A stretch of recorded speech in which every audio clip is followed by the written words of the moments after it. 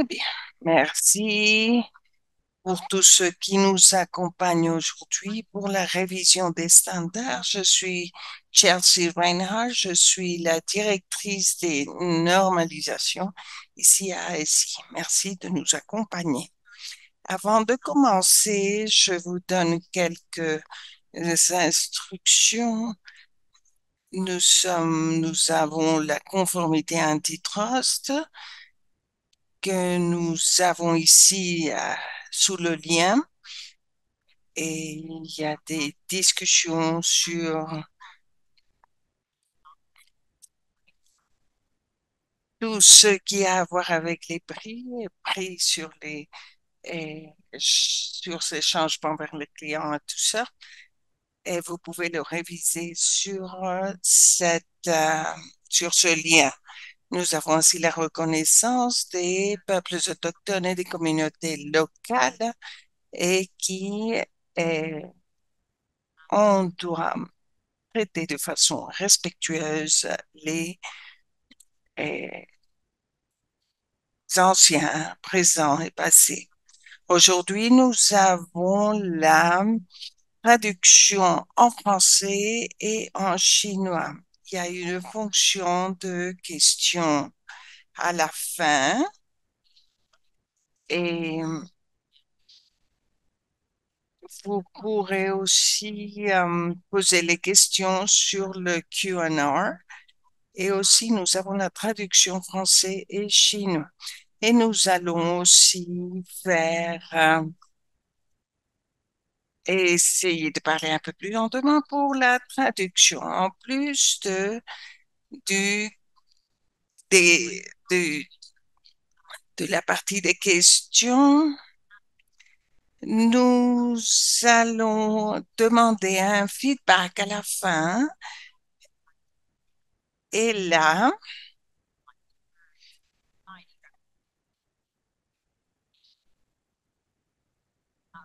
ce seront des questions sur votre situation. Si vous êtes un membre entreprise ou autre, vous pouvez le faire de votre portable ou du laptop et vous pouvez aussi inscrire ce code sur menti.com.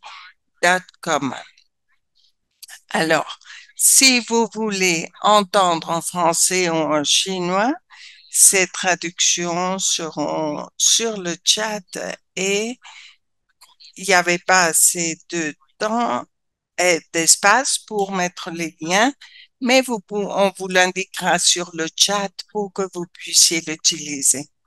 Je me suis présentée, mais j'ai mes collègues Laura Brunello et Lia Pancheret, notre directrice, qui va aussi être avec nous dans le webinaire et on aura leur aide avec toutes les questions qui concernent leur domaine et qui pourraient répondre à temps live.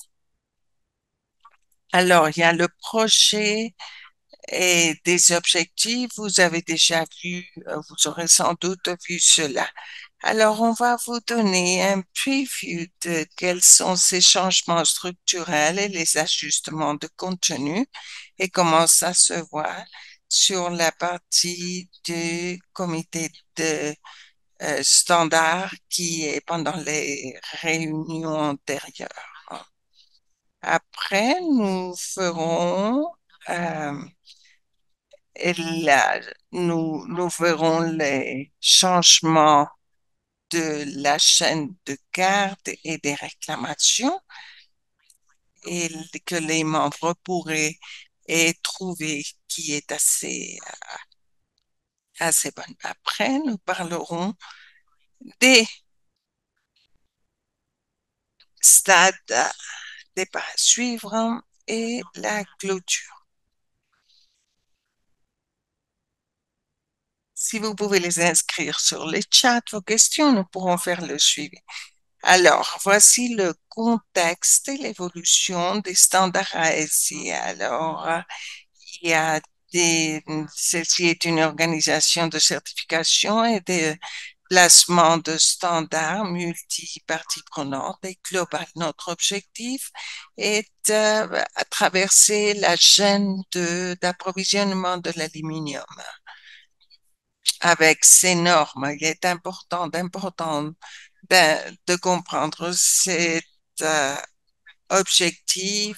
Ce n'est pas seulement de reconnaître ce que le 10% des entreprises de l'aluminium peuvent fonctionner dans le secteur et continuer avec ces améliorations et avec une performance positive. Nous croyons, en regardant le monde aujourd'hui et tous les défis du secteur, que le travail nécessaire doit se passer en échelle et a besoin de la collaboration dans ces chaînes d'approvisionnement, chaînes de valeur, pardon.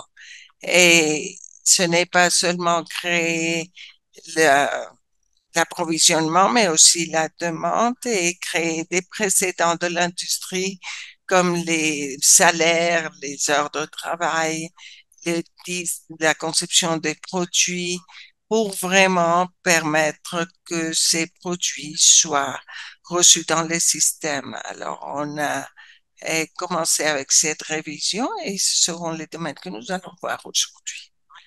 Comme membre de l'organisation de ASI, nous révisons les standards au moins tous les 5 ans pour garantir qu'ils soient efficaces et pour qu'ils se maintiennent euh, au même pas que les avances et les changements. Il y a des consultations additionnelles. En 2024, on a fait consultation des membres et en mars de cette année, et on a donc décidé dans le comité de lancer une révision globale. Je vais donc passer à Laura qui va nous parler un peu plus du chronogramme. Merci, Chelsea. Diapositive suivante. Bonjour, je suis Laura. Je vais passer ces diapositives pour voir le chronographie de la révision et les possibles changements structurels que nous verrons dans la version du brouillon. Ici, nous voyons le chronogramme pour la révision des normes de ASI. On a lancé la révision le 30 mars cette année.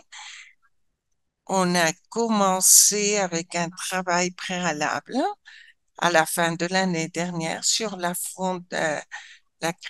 construction des fondations et nous avons parlé aux membres, aux éditeurs et on a décidé donc de faire la révision officielle de ces normes. Nous avons eu le feedback de différents groupes et nous espérons lancer notre consultation euh, de 60 jours préalable au début de l'année prochaine et nous aurons une deuxième ronde de consultation publique et finaliser ce brouillon vers la fin de 2026. Le 1er juin 2027, on espère l'avoir déjà prêt. Vous voyez donc comment ce résultat montre tous ces processus avec les parties prenantes.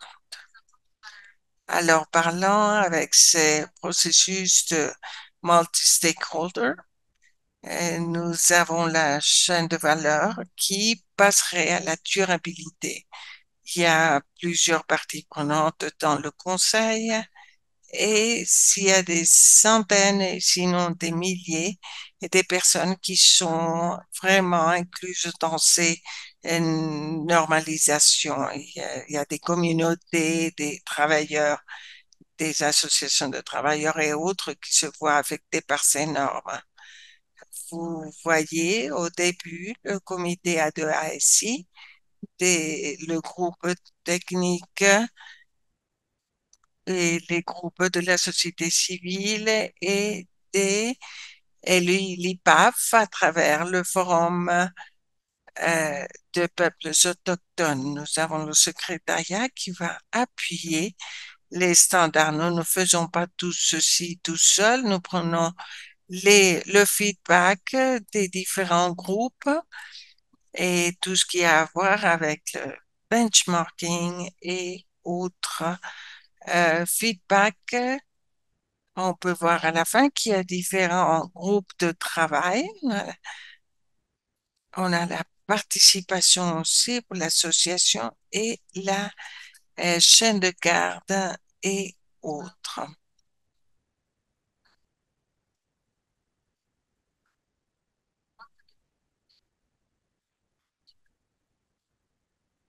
Et tout ceci nous permettra de voir tout le travail conjoint pour arriver à des conclusions générales.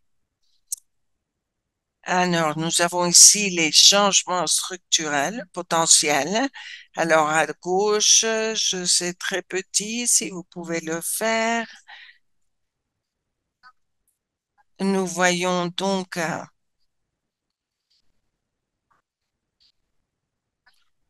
alors vous pouvez voir sur la droite la gouvernance des systèmes de gestion et les sources responsables et la diligence raisonnable. Alors, ceci pourrait affecter les groupes de travail et nous avons des sessions, des modules avec des contextes spécifiques, par exemple, la fermeture de mines et la réhabilitation. Il y a aussi une session spéciale sur la gestion de résidus. Ceci, vous pourrez le voir reflété dans le brouillon. Certains des autres changements potentiels pour le critère, c'est la version, la V3.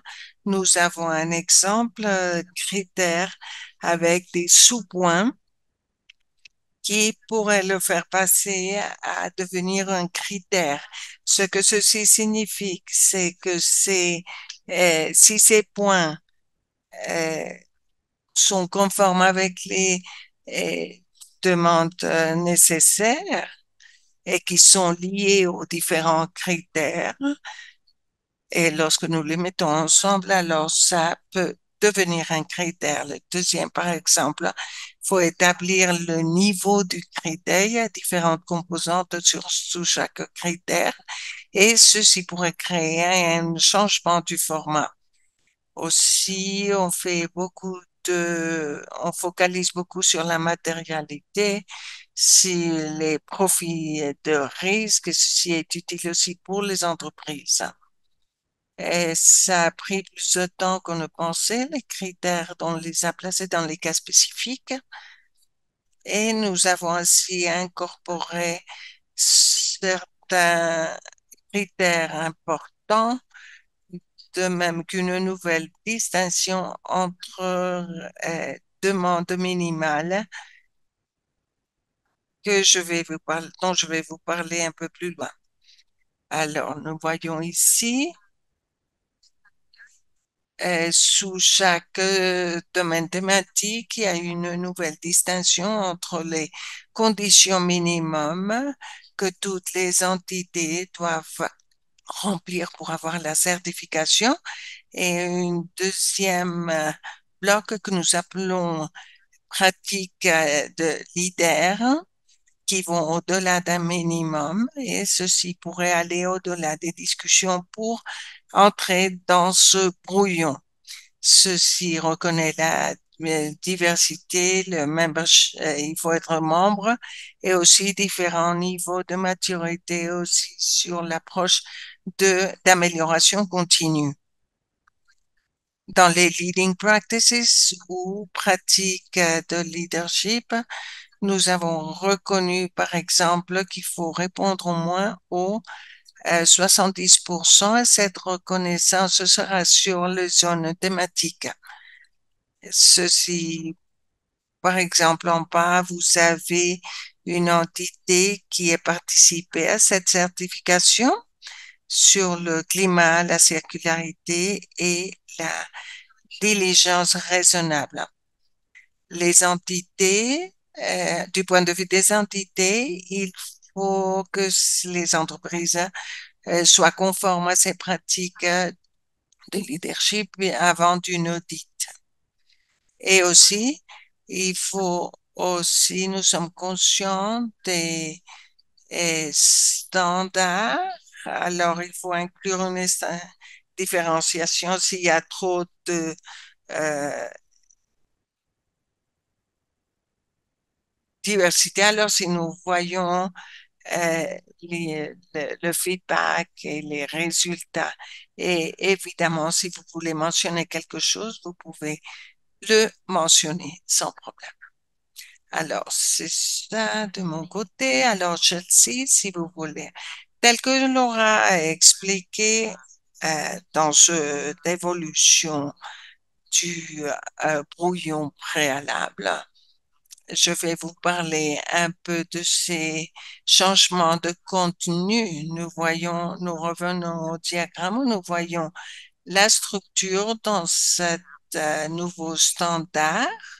Nous avons différentes zones avec différents thèmes changeants.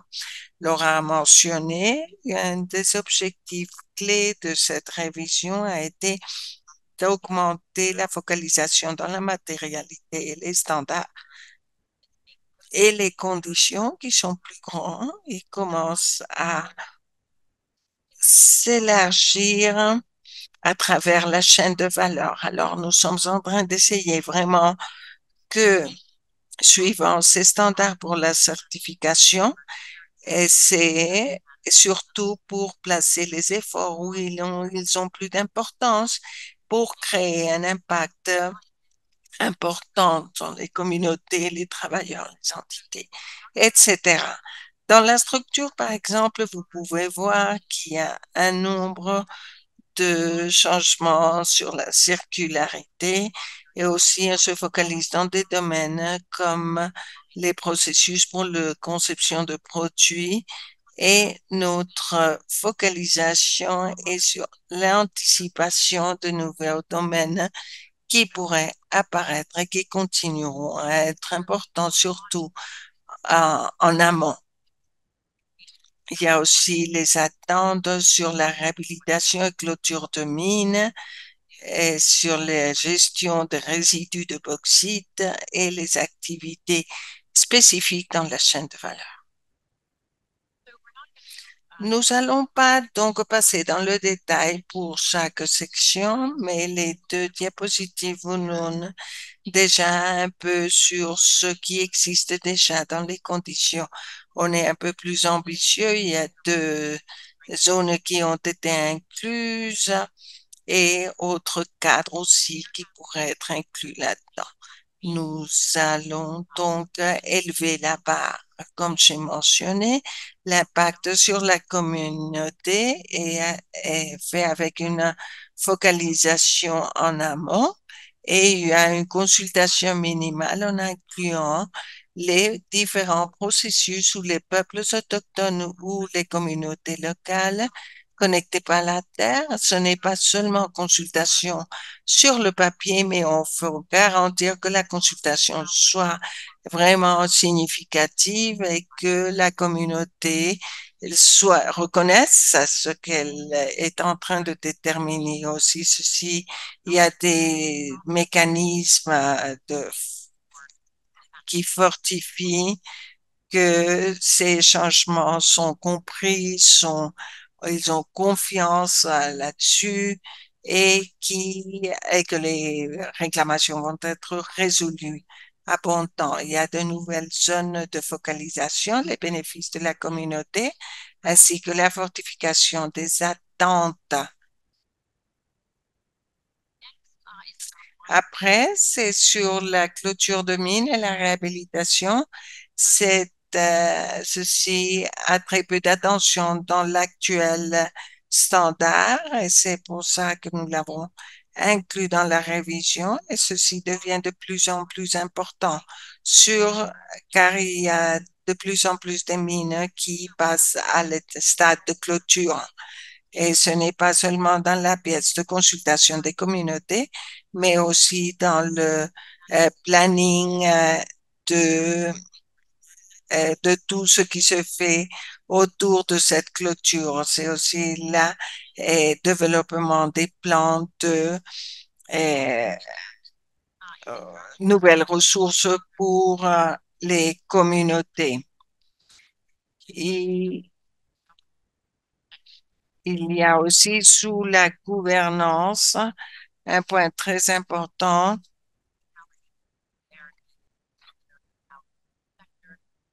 pour augmenter la circularité et on fait plus de force sur tout ce qui se passe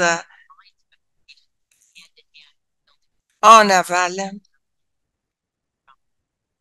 et penser sur tout ce qui serait possible dans la capture de réhabilitation ainsi que les flux, l'inclusion de matériaux et ce concept est dans les différents modèles. Les processus de production et de remise, les modèles de remise de cette section pousseraient aussi le responsible sourcing et les salaires et heures de travail. Aussi, en addition, nous avons des nouvelles sections ou contenus sur l'adaptation climatique. Ça, on va élever, ce n'est pas qu'on augmente les conditions, mais c'est suivre les euh, guides et dans certains domaines où il y a plus de changements, c'est sur les heures de travail et les salaires. Et ceci affecte directement les employés. Et nous sommes en train de chercher à ajuster les calculs dans les heures de travail dans l'industrie. On veut avoir un niveau de pratique efficace en incluant les heures additionnelles. Il y a toute une variation de contexte et des additions où nous pouvons nous adopter avec les réglementations locales et les différentes régulations qui existent dans chaque pays. Il y a aussi d'autres sections, nos contenus nouveaux sur l'adaptation du climat, sur la gestion de risques climatiques et c'est quelque chose que nous faisons des progrès et cette adaptation devient de plus en plus importante. On pense à des stratégies d'adoption et on a aussi cherché, on voudrait aller au-delà aux systèmes qui existent, qui sont fondamentaux, mais il y a des standards spécifiques pour certains domaines. On pourrait être peut-être plus spécifique autour de la chaîne de valeur de l'aluminium. Est-ce que ce soit plus ergonomique pour faire face aux risques et avoir les impacts. Nous voyons, nous voulons voir les composantes qui, dans ce sens, pourraient être renforcées dans les standards. L'inclusion et la diversité, aller au-delà de la non-discrimination, à passer à des pratiques d'aide et la diversité de la force de travail et son inclusion. Et comme vous avez vu dans le diagramme, sa structure, on a proposé surtout sur les différentes gestions et les industries et comment nous pouvons complémenter dans des domaines qui sont déjà couverts dans ce standard.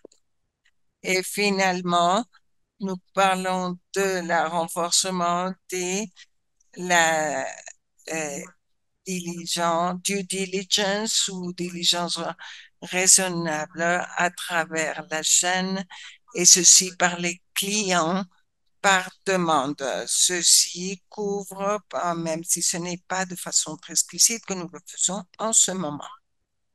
Sur le climat,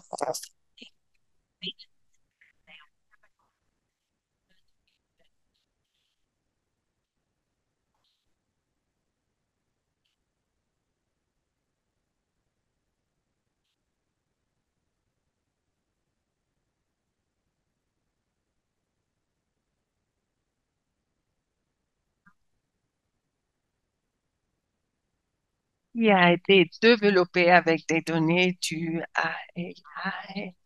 Et en ce moment, notre standard a besoin non seulement d'objectifs, non seulement le chemin spécifique de 1,5 degrés sur les réductions des émissions. Le long de cette courbe, nous introduisons un processus de rédemption que beaucoup d'entreprises ont à faire face dans ces émissions avec dans le court terme. Il faut garantir que les rédemptions euh, soient certifiées contre ces critères de 5,3 dans notre critère existant et que ce soit une approche inflexible dans la réduction d'émissions. Et ceci en allant à la révision des standards. Et ce que nous sommes en train de regarder, c'est quelque chose, c'est une zone de discussion très délicate. On a mis beaucoup de travail là-dessus dans les groupes de travail. Donc, il y a différentes propositions dans le brouillon et ceci,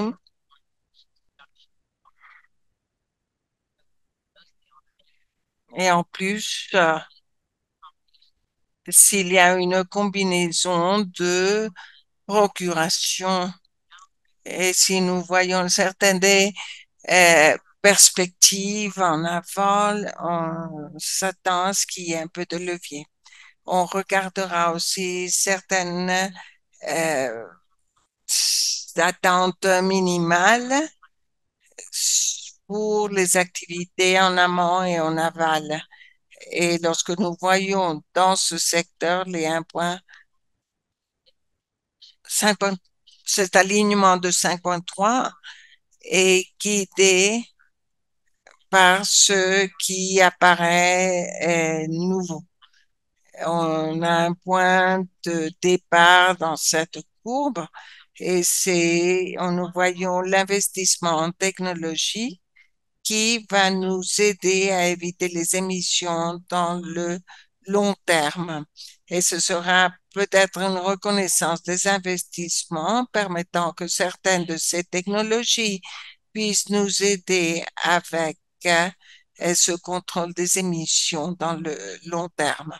Il est important de mentionner que l'objectif de 5,3, cette limitation de 5,3, faire avoir des avances.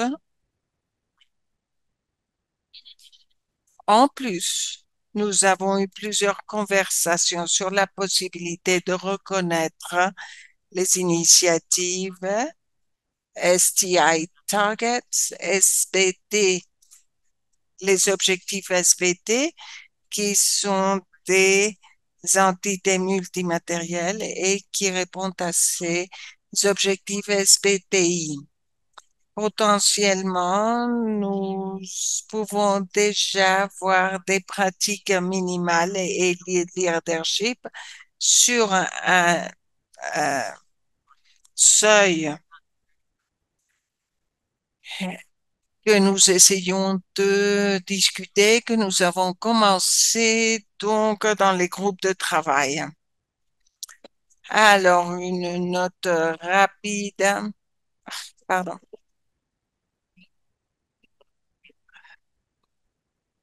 sur l'alignement augmenté avec d'autres standards ou cadres différents. Nous avons un alignement existant avec le sourcing et la reconnaissance qui pourrait changer, mais nous visons à maintenir ceci comme euh, tel qu'il apparaît dans le standard précédent. Voici donc un aperçu assez rapide dans ce brouillon du standard révisé. Alors, nous aimerions maintenant que l'audience puisse nous donner des quelques commentaires ou feedback sur ce que nous voyons. C'est comme vous voyez, le niveau d'ambition est différent et je vais vous demander maintenant de passer au Mentimeter et je voyais peut-être quelqu'un pourrait mettre le code QR sur le chat et que vous puissiez voter. Vous le voyez ici, sans doute vous pourrez le voir. Et vous pourrez nous donner une idée de comment ceci se présente.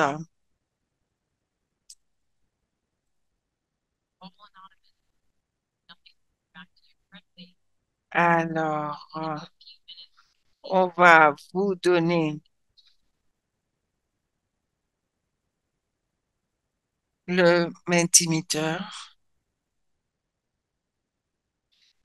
Vous avez des choix multiples, c'est-à-dire dans quelle partie de la chaîne de valeur de l'écosystème de l'aluminium votre organisation est-elle principalement active? Et les choix multiples sont A, production primaire, B, recyclage et transformation en milieu de chaîne, C, utilisateur en aval, utilisateur industriel, et D, société civile. E, c'est autre,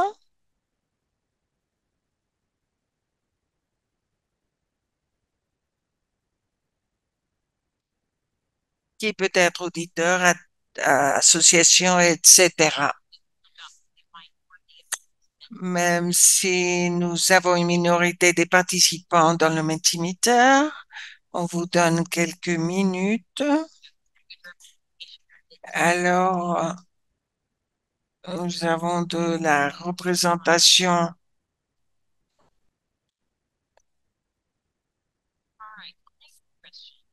Alors, la question suivante. Je voudrais avoir un sens d'où se trouve la focalisation et ce que vous attendez en ce moment. Et maintenant, je voudrais entendre de vous comparer avec la version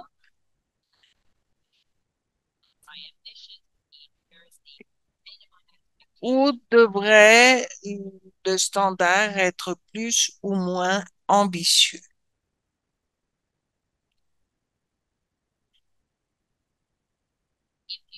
Alors, pour chaque thème de A à E sur l'échelle de 1 à 5, 1 moins ambitieux, 5 plus ambitieux, veuillez nous indiquer dans quel domaine les normes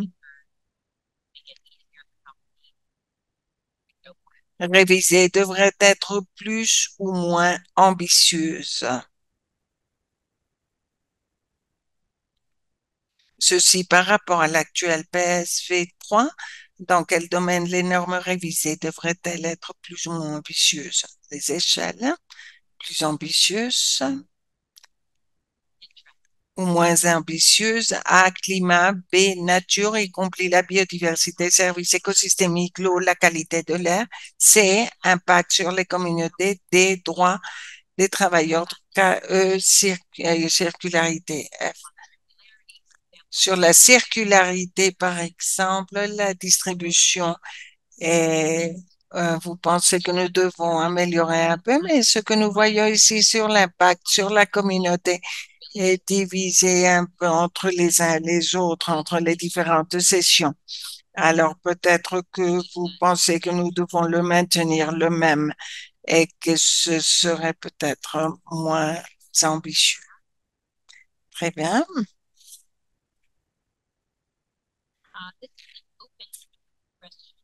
C'est une question de texte ouvert.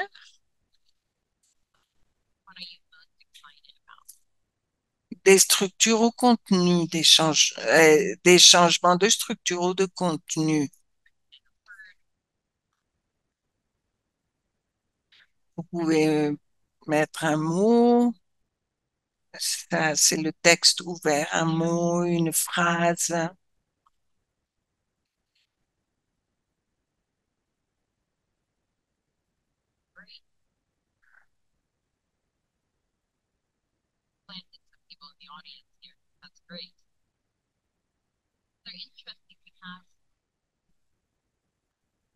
Alors, sur la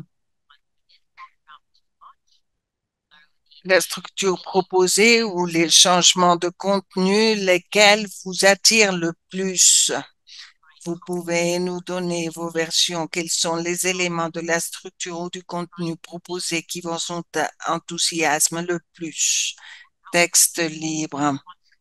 On voit différents. Quelles seraient les conditions et nous essaierons de voir que ceci soit nous maintenir que ce soit seulement focalisé sur les documents.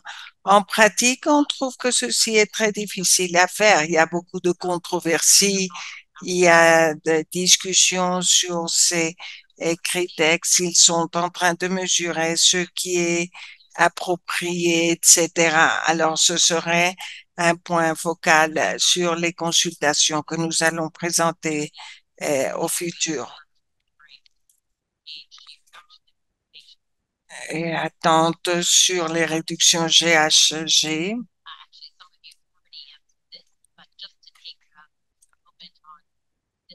Maintenant,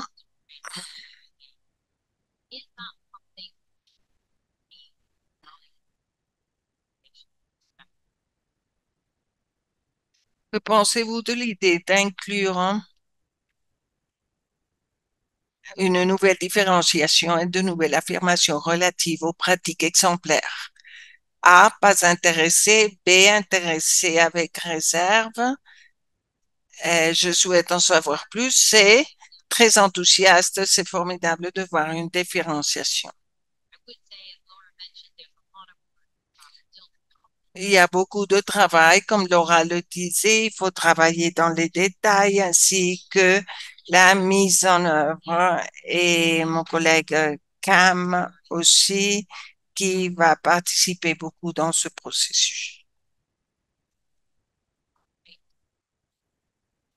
Eh bien, la dernière question sur les standards de performance est à quel niveau vous seriez intéressé ou votre organisation de participer dans les réclamations suivantes en relation avec les euh, performance standards ou normes de performance. Alors, A,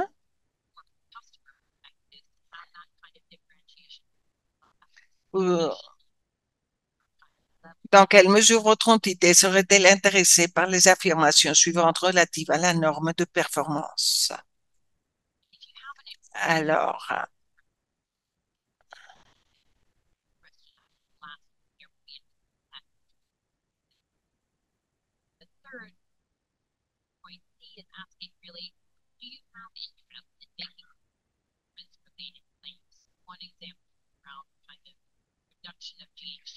alors,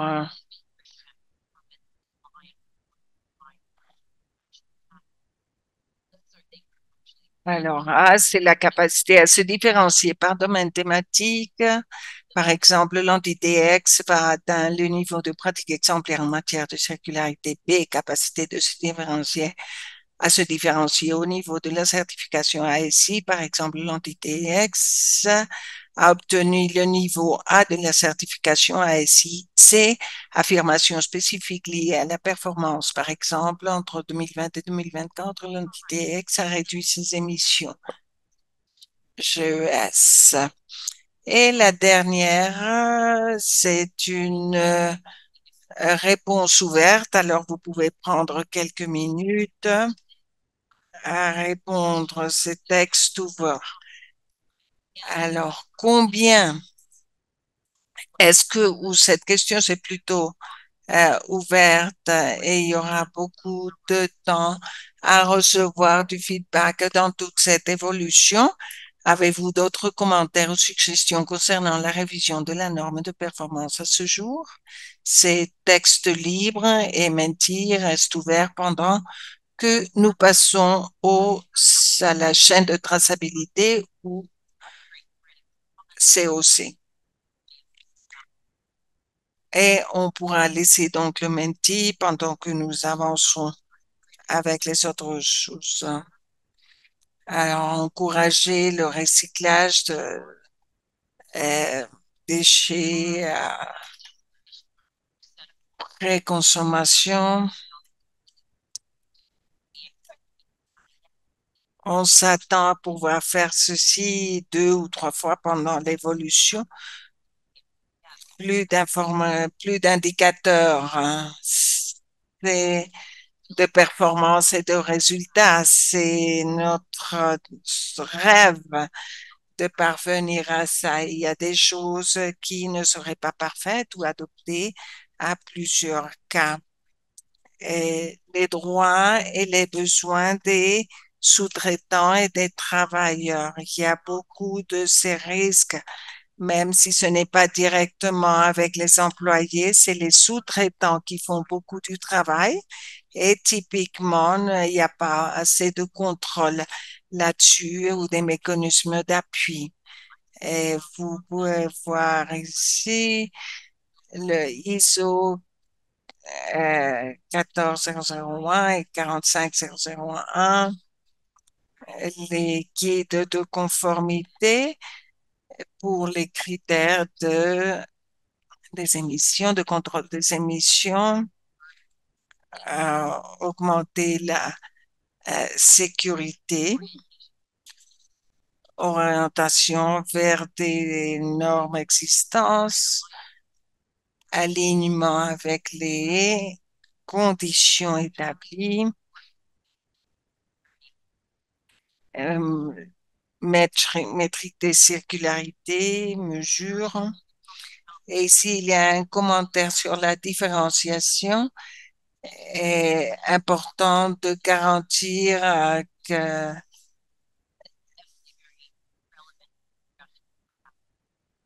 et ceci est vraiment très approprié. Vous pouvez continuer à placer vos commentaires pendant que nous continuons. Et maintenant, je vais passer à la chaîne de garde. Alors, je vais passer au thème de la chaîne de garde. Qu'est-ce qui va se passer après? C'est une grande question. Comme vous savez, nous avons un groupe qui est chargé de la chaîne de garde et un des objectifs principaux pour va gérer les normes de performance là-dessus. Et ce standard n'est pas seulement sur la production, mais important sur toute la chaîne. Ceci est différent d'autres membres et d'autres systèmes de normes. Ceci signifie que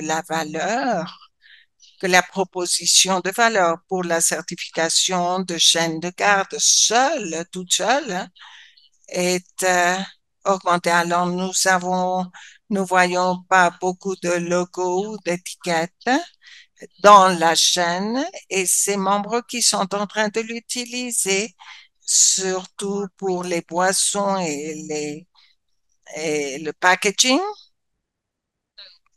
devraient l'avoir. C'est la question stratégique que nous avons travaillé avec les groupes de travail et le comité de standards.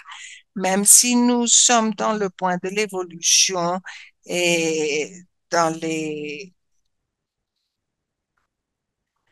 qu'est-ce que nous faisons avec la chaîne de garde? Comment nous pouvons diviser cette charge, ce travail parmi les membres de ASI? et nous avons eu beaucoup de consultations pendant 2024, ce qui va de cette année, et nous avons dit sur l'aval et en amont, et il y a beaucoup de travail même dans les systèmes établis et dans la chaîne de garde. Et en amont, en aval, nous avons entendu, et ça dépend du secteur, que nous ne sommes pas en train de répondre aux demandes de transparence et traçabilité. Ce qu'il faudrait voir, c'est qu'il y ait plus d'appui dans les chaînes de garde et la diligence raisonnable. Quelle est la région d'origine? Quels sont les risques, les stratégies de mitigation autour de cette production? Alors, depuis, nous avons couvert 4 zones de travail qui sont relationnées avec la chaîne des catégories. Et la chaîne est un système qui donne de la valeur, soit à travers les réclamations qu'elle permet, l'information qui passe par la chaîne ou les risques et contrôles qui découlent et qui sont placés par la chaîne. Alors, ce que nous devons voir, c'est non seulement ce qui peut se passer à la chaîne de valeur, mais le résultat et ce que nous, en tant que membres, nous voulons voir. Quel type de chaîne de garde des systèmes pourrait supporter ces résultats finaux? Ceci est, est une évolution sur ce que nous faisons et nous sommes en train de permettre tout type de réclamation. La zone 2, c'est de penser à des performances sur les réclamations relatives à la performance. Ce serait peut-être les réclamations des entreprises, c'est qu'elles peuvent recevoir et ceci pourrait être assez facile car elles sont déjà dans les normes et elles sont déjà en train d'être révisées. Le troisième domaine est penser comment ce système de chaîne de garde pourrait donner plus d'appui à nos membres dans la diligence raisonnable. Alors, nous voyons qu'il y a une zone qui le fait plus explicite et c'est de passer des informations dans la chaîne. Et ce n'est pas une demande de traçabilité, mais c'est surtout des demandes sur les différents termes, quelle serait le cartographie qui doit être faite et qui pourrait être offerte aux membres. Et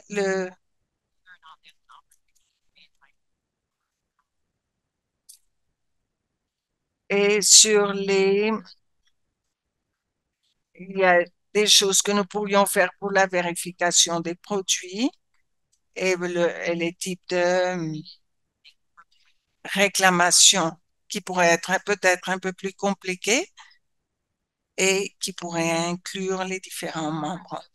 Alors, le progrès que nous avons fait jusqu'à maintenant, surtout dans le court terme, nous avons fait quelques changements importants sur la diligence raisonnable et nous avons beaucoup de données qui nous sont parvenues, surtout dans le secteur de l'aluminium et de tiers et sur la région des sources. Dans ce domaine 1, nous voyons ce qui se passe, ça ce qu'offre notre chaîne de garde actuelle sur l'équilibre de la chaîne de garde et des composantes comptables, l'identification, le registre des volumes, les zones fluff ou zones qui sont dupliées dans les normes de performance. Comment nous pourrions réduire cette mise en œuvre et passer à la chaîne de garde où on pourrait tout simplement voir ces sous-modules pour la certification. Et ce serait peut-être une certification de la chaîne de, de garde, évidemment sans compromettre la crédibilité. Nous avons aussi discuté dans les groupes de travail certaines euh, des options additionnelles que nous pourrions avoir à ce niveau et si ceci a de la valeur pour les membres et s'il y a un niveau spécial pour ce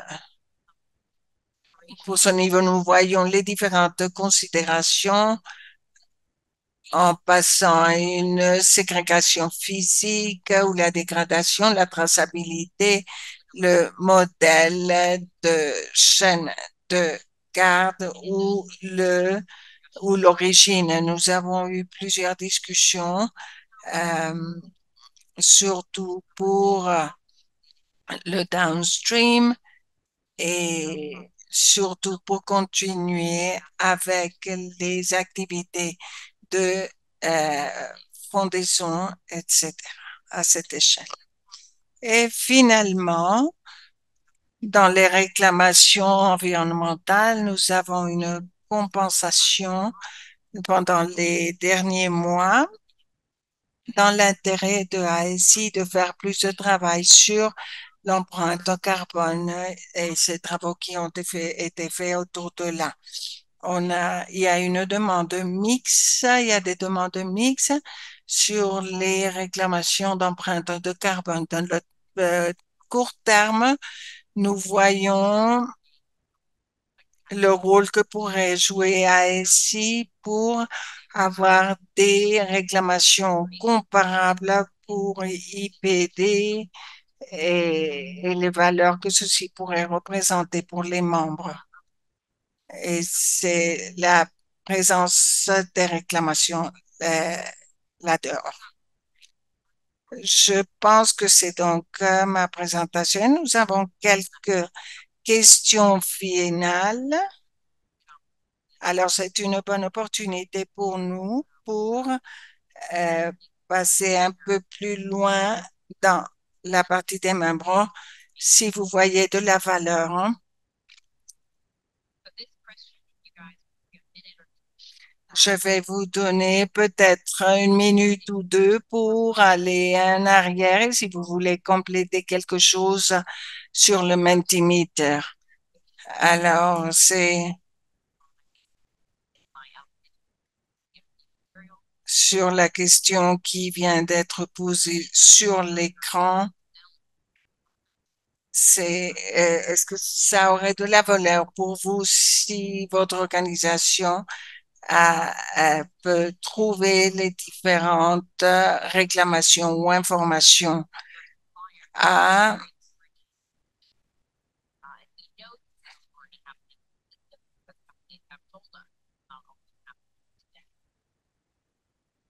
une possibilité continue d'acheter aluminium ASI, B, possibilité de vendre des produits avec étiquette ASI aluminium, C, et attente plus claire sur les pour les fournisseurs de partager l'information d'origine, des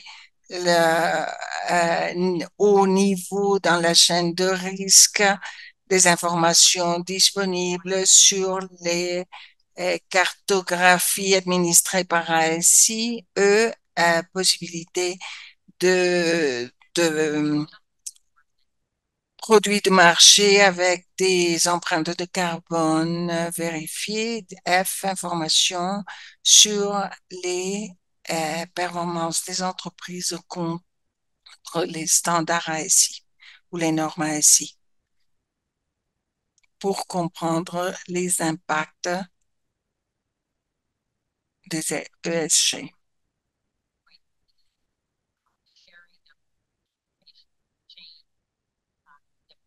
Il semblerait que ce point C est pour des attentes plus claires des fournisseurs pour partager l'information d'origine.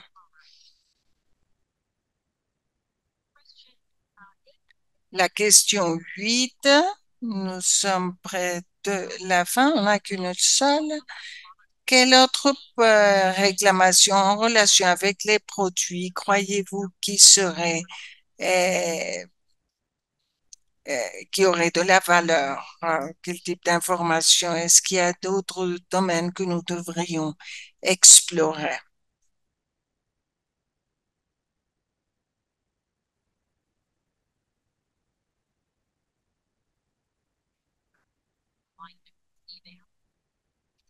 Quelle autre information ou déclaration relative aux produits serait utile?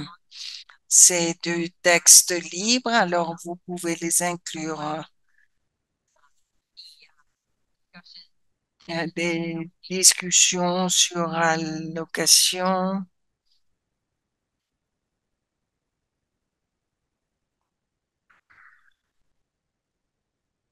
contenu du recyclage. Intéressant sur le FPIC,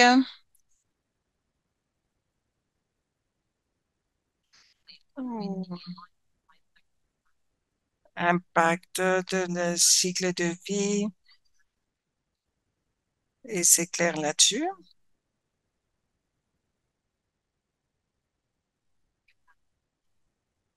On va donner une minute ou deux pour que vous puissiez continuer à répondre.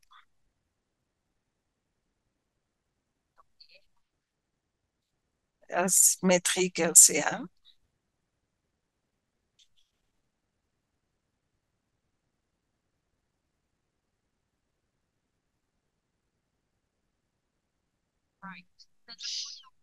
Très bien. La dernière question que nous avons préparée, c'est de la perspective des catégories, en passant peut-être en donnant un pas en arrière sur la chaîne de garde. Selon vous, quel est l'objectif le plus important que l'ASI devrait chercher à atteindre avec cette révision et qui serait en relation avec ces révisions des normes? Que pensez-vous qu'il faudrait traiter de façon directe? Et c'est texte libre, vous pouvez donner vos commentaires.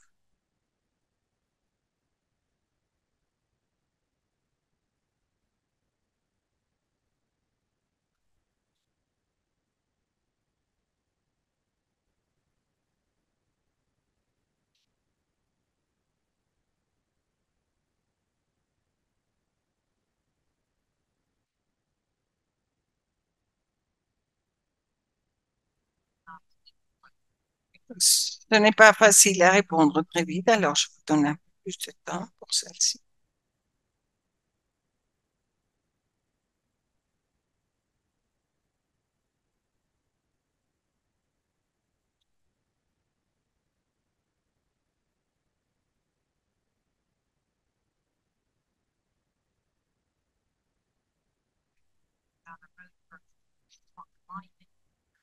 Alignement d'autres cadres, initiatives, voter pour des règles de catégorie de produits,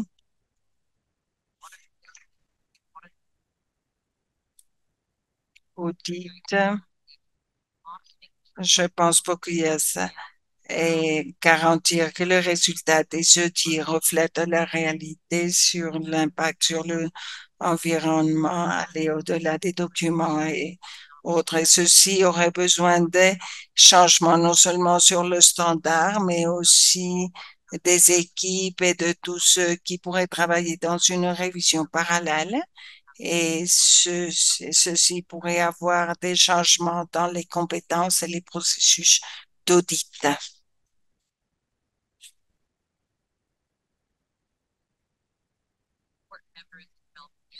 Appuyer les membres pour la conformité, et meilleur guide des auditeurs,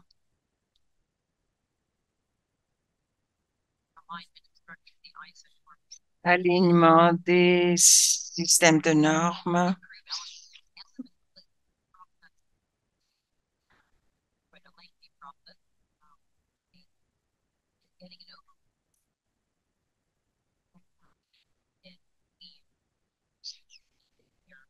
Il se peut qu'à la fin de cette année, nous aurons complété beaucoup sur la fonctionnalité.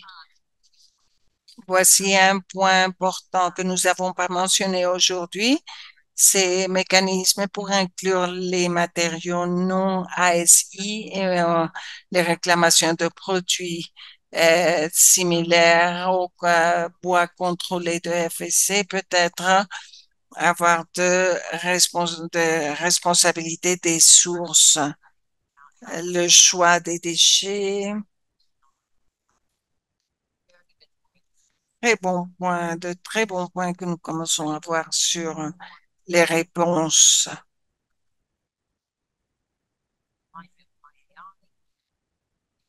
Alignement avec IIR,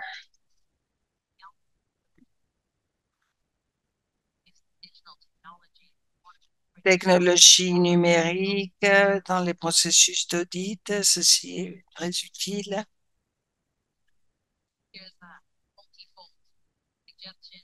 Une suggestion de plusieurs volets, harmoniser les réglementations. Oui, il faudrait voir si elles sont toutes valables. Très bien. C'est donc le dernier Mentimeter et on vous remercie de les avoir remplis. Et maintenant, je vais passer à Lia qui va vous parler de ce qui va suivre dans les révisions et les opportunités que vous aurez pour participer. Lia, bonjour à tous, je suis Lia Bacheret. Comme Chelsea le disait, comment nous allons voir ce qui suit et comment vous pouvez participer. Toute l'information que nous avons eue sur les révisions des normes est disponible pour vous sur le hub de Standards Revision ou révision des normes. Vous trouverez cette page ici où nous avons une chronographie interactive. Alors, nous voyons où les choses les plus importantes se sont passées. Vous aurez de l'information sur ces choses et comment elles sont apparues. On a des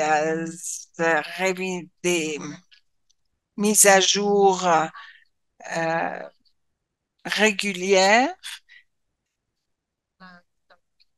et ceci va apparaître dans votre box. Diapositive suivante, s'il vous plaît. Alors, pour les pas suivants, nous avons parlé d'être dans ces périodes de pré-consultation sur les brouillons des normes actuelles. Alors, ce sera juin, juillet, août. Et nous aurons des experts techniques sur ce qui va apparaître.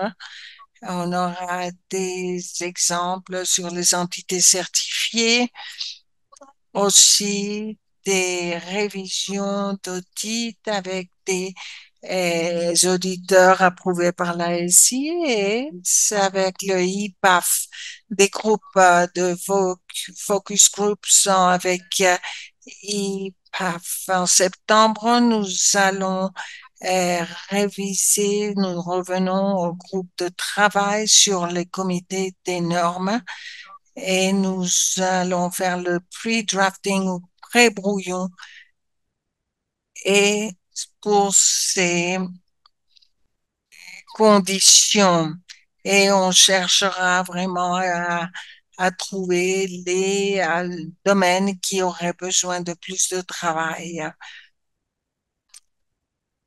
Et octobre et décembre, il y aura des réunions continues, des groupes de travail, du comité de normes et nous espérons avoir la première consultation publique au premier trimestre de 2026. Alors, il y aura donc des mises à jour et soyez attentifs pour tous ces mises à jour. Merci, Lia. Et ceci nous amène à la fin de notre session et nous avons encore 10 minutes. Alors, si jamais il y a des questions, alors ce serait excellent. Ou aussi, si vous pouvez poser vos questions sur Q&A, vous pouvez l'inscrire. Je peux voir déjà quelques questions qui ont déjà été posées sur le Q&A. Alors, prenez quelques. Nous avons ici.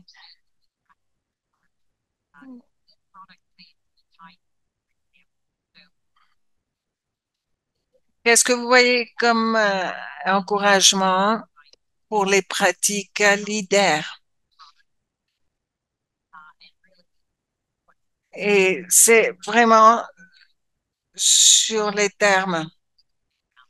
Est-ce qu'il y a vraiment un encouragement? Est-ce qu'il y a de la valeur? Est-ce qu'il est possible de le différencier? Alors, le concept original d'avoir ces distinctions, c'est parce que les entreprises sont différents niveaux de euh, maturité et ceci pourrait les aider à entrer dans ce standard.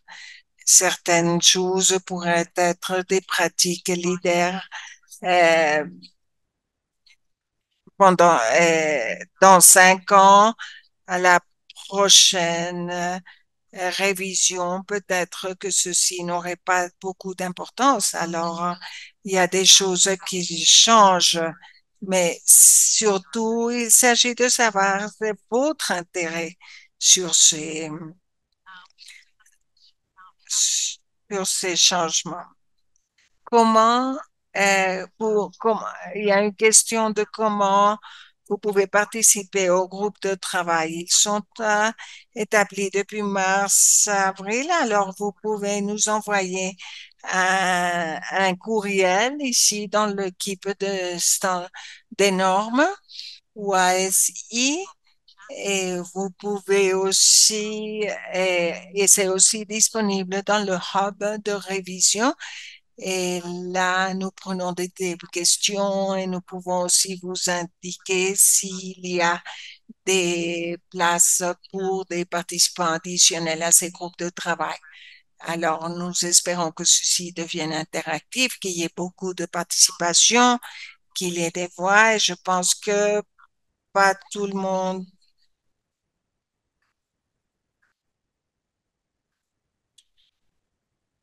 Alors, il y a des possibilités limitées pour l'accès à ces groupes, mais en tout cas, vous pouvez suivre le pas qu'on vient de vous dire. Est-ce qu'il y a d'autres questions? On a eu une question sur les périodes de transition, quand ces changements vont être inclus. Nous espérons qu'il y ait une période de transition pour la version 3. Je ne sais pas encore. L'idée, c'est d'essayer d'avoir de nouvelles normes dans le chronogramme officiel, mais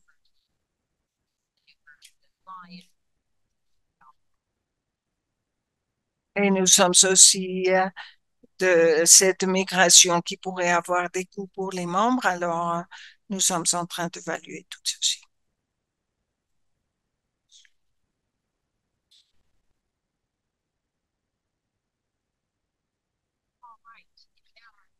Eh bien, alors, s'il n'y a plus de questions, je pense que nous allons donc terminé pour aujourd'hui. Merci à tous d'avoir participé, de nous donner votre feedback et nous serons ouverts et appréciant votre feedback. J'espère que vous aurez une très bonne fin de journée. Merci.